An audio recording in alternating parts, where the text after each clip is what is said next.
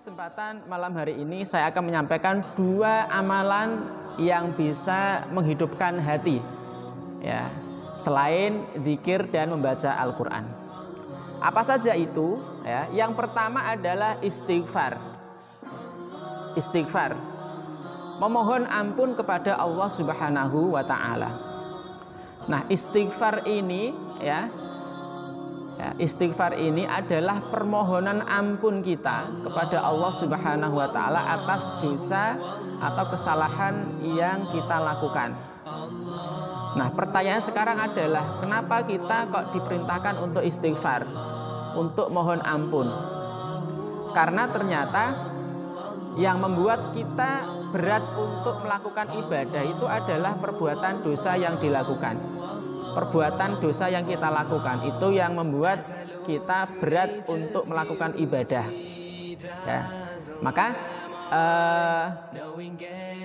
karena kita tidak pernah terlepas dari dosa, ya, mungkin kita berbuat dosa nggak nyadar, ya, maka kita hendaknya memperbanyak istighfar, memperbanyak permohonan ampun kepada Allah Subhanahu wa Ta'ala. Karena setiap dosa yang dilakukan itu hakikatnya bisa menimbulkan nuktah sauda, nuktatun sauda, bisa menimbulkan satu titik noda hitam. Yang mana kalau kita tidak istighfari, kita tidak mohon ampun, maka itu akan tetap ada dalam hati kita, satu titik noda hitam ini. Ya, kalau kita belum istighfar kok melakukan dosa lagi, berarti nambah lagi titik hitamnya. Ya, maka agar hati kita itu bersih, ya, agar hati kita bersih, kita hendaknya senantiasa memperbanyak istighfar, mohon ampun kepada Allah Subhanahu wa Ta'ala. Dalam Al-Quran, Allah Subhanahu wa Ta'ala banyak memerintahkan kepada kita untuk memohon ampun. Salah satunya dalam surat Al-Muzammil ayat 30, wastaghfirullah innallaha ghafurur rahim. Dan mohonlah ampun kalian kepada Allah, sesungguhnya Allah Maha Pengampun lagi Maha Penyayang. Jadi ghafur, ya, ghafur itu Maha Pengampun, banyak memberi ampunan. Ya, ini Allah Subhanahu wa Ta'ala. Salah satu rahmat dari Allah bagi kita itu adalah ketika kita berbuat dosa, kita diberi kesempatan untuk menghapuskan dosa yang kita lakukan. Ini salah satu kasih sayang Allah kepada hambanya. Nah, jadi ketika hamba yang berbuat dosa diberi kesempatan untuk menghapuskan dosa yang dilakukan itu dengan cara istighfar, dengan cara memperbanyak taubat kepada Allah Subhanahu wa Ta'ala. Nah, ma'asyiral muslimin rahimakumullah, ada sebuah kisah menarik, ya, dari Hasan Al-Basri terkait dengan fadilah istighfar ini. Kisah yang cukup masyhur. Satu ketika Al-Imam Al-Hasan Al-Basri pernah didatangi oleh 3 orang yang mengeluhkan permasalahannya yang berbeda-beda. Ya, pernah mendengar kisah ini? Pernah, ya? Tamu yang pertama mengeluhkan kemarau yang berkepanjangan. Ya, kemudian minta nasihat kepada Al-Hasan Al-Basri, ya, minta solusi bagaimana, ya, untuk mengatasi ini.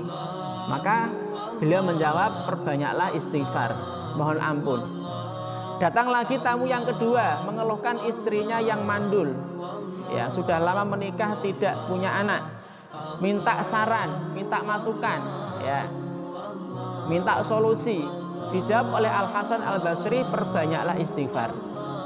Tamu yang ketiga datang mengeluhkan rezekinya yang sulit, sudah kerja siang malam, ya, banting tulang, tapi pengeluarannya lebih besar daripada pemasukan, ya, seperti itu kurang lebih. Minta solusi kepada Al-Hasan Al-Basri, maka dijawab oleh beliau, perbanyaklah istighfar. 3 tamu dengan persoalan yang beda-beda, tapi solusinya satu, yaitu istighfar. Sehingga ini membuat jamaah Al-Hasan Al-Basri yang ada di situ heran, ya, bertanya kepada Al-Hasan Al-Basri, wahai imam, tadi ada 3 orang yang datang kepada jenengan yang mengeluhkan persoalan yang beda-beda, tapi jenengan jawabnya hanya satu, perbanyak istighfar. Ya, perbanyaklah istighfar. Nah, kenapa? Maka dijawab oleh Al Hasan Al Basri, alam taqra qaulahu ta'ala, apakah engkau tidak pernah membaca firman Allah Subhanahu wa taala? Yang dimaksud beliau adalah dalam surat Nuh ayat 10 sampai 12. Ya, faqultu astaghfiru rabbakum innahu kana ghaffara. Maka aku katakan, ya, mohonlah ampun kalian kepada Tuhan kalian, karena sesungguhnya Tuhan kalian itu Maha Pengampun. Yursilis samaa 'alaikum midrara. Ya, niscaya Dia akan mengirimkan hujan kepadamu yang lebat. Wa yumtidukum bi amwali wa banina wa yaj'al lakum jannati wa yaj'al lakum anhara, dan membanyakkan harta dan anak-anakmu, ya, dan mengadakan untukmu kebun-kebun, dan mengadakan pula di dalamnya untukmu sungai-sungai. Nah, ini ternyata rahasianya kenapa Al Hasan Al Basri ketika ditanya oleh 3 orang terkait permasalahan mereka yang berbeda-beda, jawabannya satu, yaitu beristighfar. Ternyata beliau mengutip dari ayat ini, ya, dari ayat-ayat ini. Nah, dari sini bisa kita pahami bahwa istighfar itu multifungsi. Kalau banyak istighfar, hati kita jadi bersih. Kalau hati kita bersih, kita ringan untuk ibadah. Ya, kalau kita banyak istighfar, maka dosa kita diampuni oleh Allah. Ketika dosa kita diampuni oleh Allah, apa yang kita minta kepada Allah itu akan diijabahi. Nah, jadi banyak sekali fadilah dari istighfar. Bahkan habis ibadah pun disunahkan untuk istighfar. Habis sholat, ya, sholat yang notabene adalah ibadah, sunnahnya, ya, setelah salam itu adalah diantaranya membaca istighfar. Kenapa?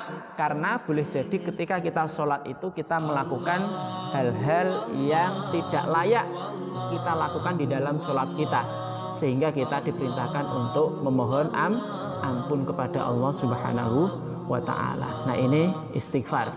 Maka amalan yang ringan tapi fadilahnya sangat banyak sekali.